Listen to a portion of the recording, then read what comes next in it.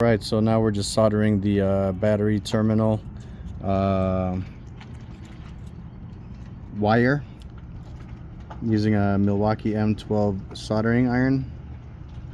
Just making sure that it's hot enough so that it'll be an actual part of the terminal, and that right there is going to hold everything together when I get over to the other side. Again, we're going to get the wire,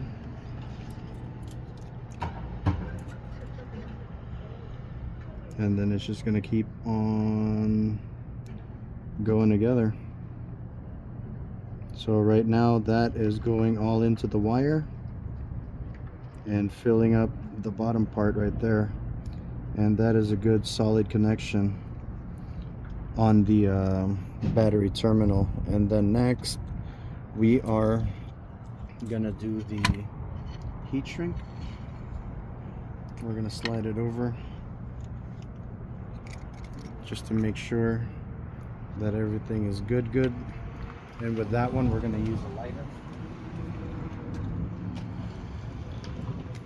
to just heat shrink it. I could use a soldering iron, but the lighter will be probably better because it's a torch lighter. Now, why my son has a torch lighter, I don't know, but I'm glad he has one.